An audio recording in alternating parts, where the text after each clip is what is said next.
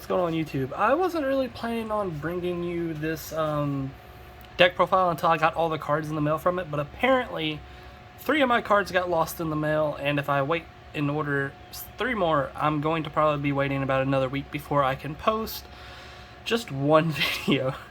I've already postponed quite a bit. I mean, I'm 2 weeks behind on upload scheduling, so I'm just going to go ahead and bring it to you. I'm just going to let you know now, I do have 3 cards missing out of this deck.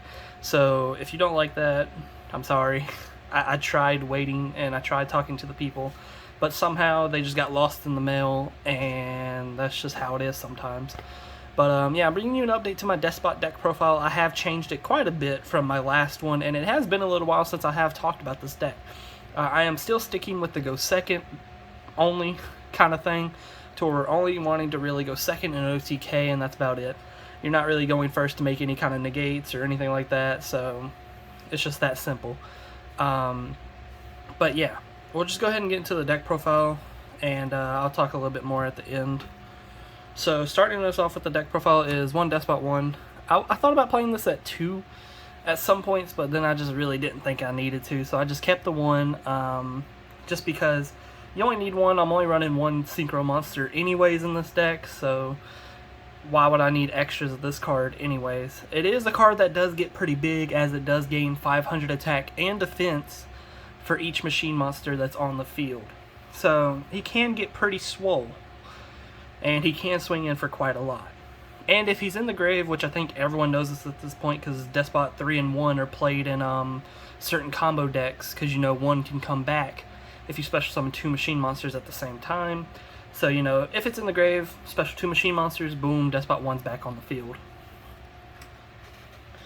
Our best search card in the deck being Despot II. Despot II is just so good in this deck. You special summon it, and you get to add any Despot monster from your deck to your hand. Well, Despot card. Let me rephrase that. Any Despot card, and add it from your deck to your hand, which is really good. And another thing that it does, it gives all other machine monsters 500 attack and defense, which is also really good. Considering all your monsters are only 500 attack and defense, you could see where getting more attack is always good. And as for another thing that some people may not know, this card is not once per turn. So like, let's say you linked it away and you had a monster reborn in hand, you can monster reborn the 2 and get the search effect again off that same Despot 2. So you can get quite a bit of searches off just one Despot 2, which is kind of nice. As for our next card, it is triple Despot III, probably the best Despot in the deck, considering when he's normal summon, he can special summon any Despot from the deck. So you kind of see how you normal summon 3, special summon 2 to search, you know, just kind of general things there. And not only that, he can boost the attack of a Despot monster 500 times the number of Despot cards on the field. So if you have, let's say, like a jet, a base, your pendulums, and a full board, you're getting 500 times each of those Despot cards, which is quite a lot of damage at the end of the day. So, you know, he's pretty strong. He's definitely the best card in the Despot deck. As for a card that I'm playing at 2, it is Despot IV. This card's okay. You could probably get away with playing it at 1, but I do play quite a few rank 4s in the deck, so I do kind of like to have extra level 4s. But this one's also really good, considering it could practically get over any monster that has higher attack. You just normal summon the Despot IV, go straight to battle phase, attack into that monster, use the Despot IV's effect, send any Despot to the grave, and get 500 attack times the level. So your levels go all the way up to 9. So your levels go all the way up to 9, like I was saying. That was a weird cut, sorry. My nephew came to the door, and, you know, you probably heard him. But anyways, the levels of Despots go all the way up to 9 in the main deck. You send any of them, and you make them big to get over a monster. And if you do have 2 or more, if you have 2, you have to have 2 Despot monsters either in your grave or in your hand. You can special summon them if you destroy that monster. So he can be an extender. Another thing to keep in mind, though, your opponent does not take battle damage when you use the effect to gain the attack. So anywhere after that point of activating Despot IV, there is no attack damage to be done. So just keep that in mind. Now we're getting on to our bigger despots, such as Despot V. This is probably your best pendulum despot in the deck, considering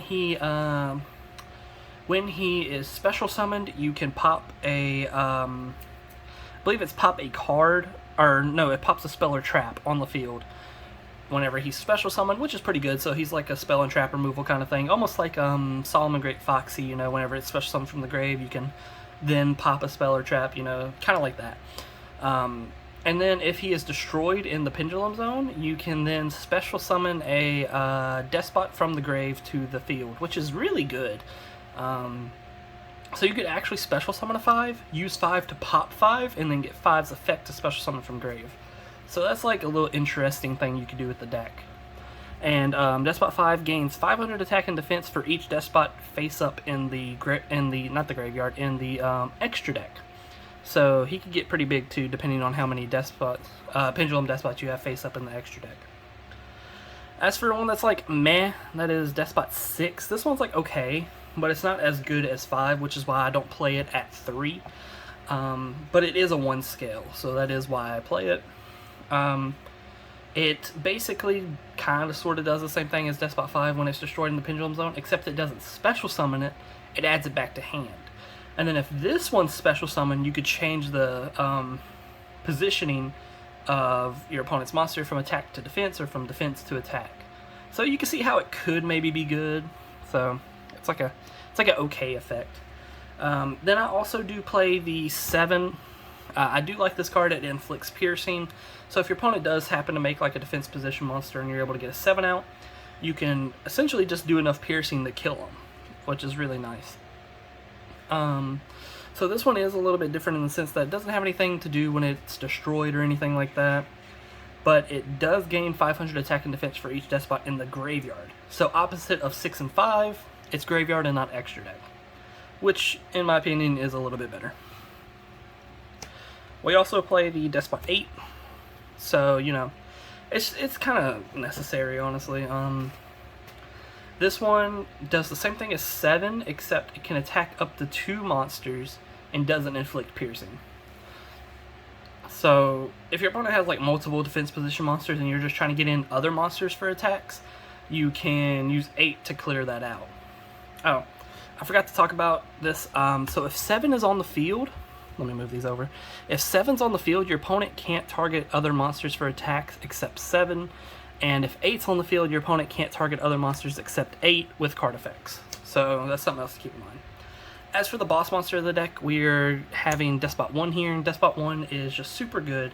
He has the ability to absorb all the damage of all the Despots on the field and put them on himself, so he can get really big, really big.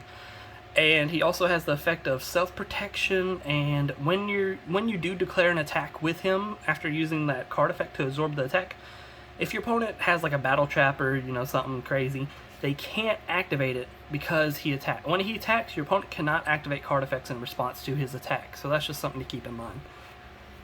So that's why he is the boss monster of the deck. We also play the Sephonic Warrior engine, being the 3 Guitar and the 1 Mics. Mics gives you an extra normal summon, and Guitar makes it possible to get out Mics on your turn. He is also a level 5. We do play a rank 5 in the deck, so that is kind of important, but his main purpose in this deck is to give you an extra normal summon. We also play the Silver and Gold Gadget as some more level 4s for our rank 4 plays. I don't think really too much needs to be explained about these cards, just strictly for the fact of giving us more rank 4 plays. Only hand trap we play is Triple Ash Blossom. I'm using my proxies because I didn't feel like getting them out of my other deck.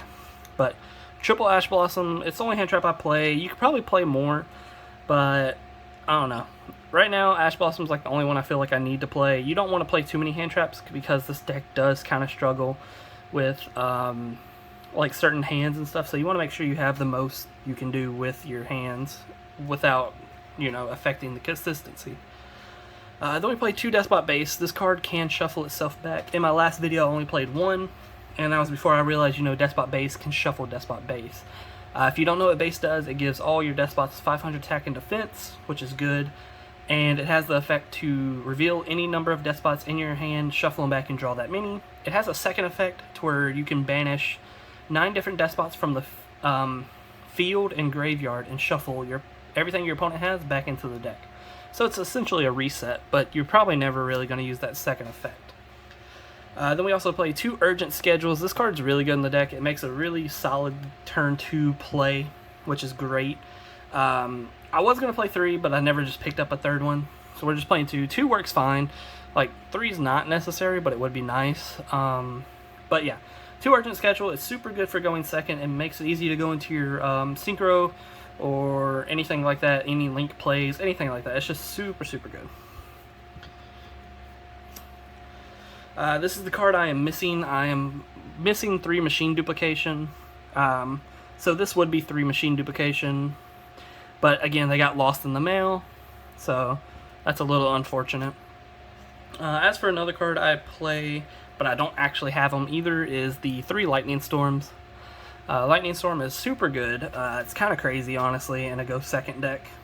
If you don't have Lightning Storms like me, you can replace 2 of them, you know, with the Harpies and a Regeki, and then the third one with literally anything else you want. But if you do have Lightning Storms, I would suggest playing them in Despots because it does make the deck easier to play around, like back row heavy decks and stuff.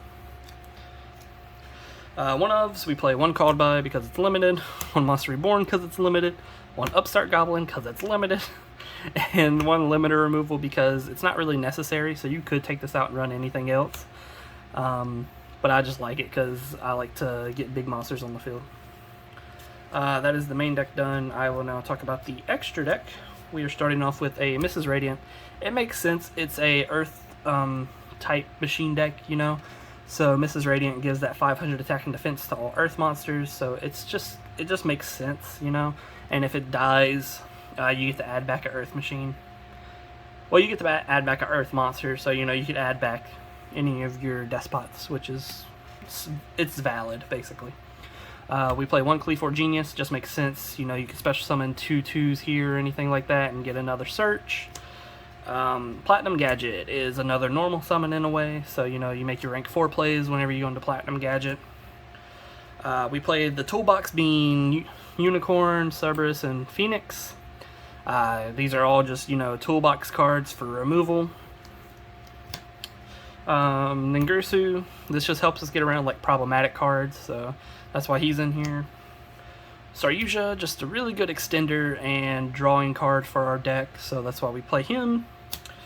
1 Borosword as a backup OTK if our Despot cards don't work out.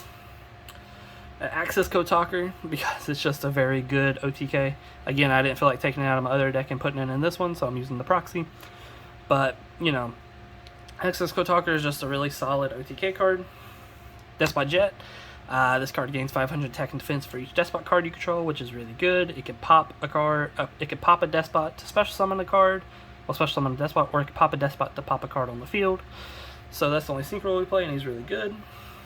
We play 1 Baguska, stalling for 2 turns basically. We play 1 Dweller, graveyard effects, no. And then we play 1 Nova and 1 Infinity for the negate and getting around high attack monsters in a way. So just threw the card. Okay, anyways, that is my Despot deck profile. I hope you guys enjoyed the video.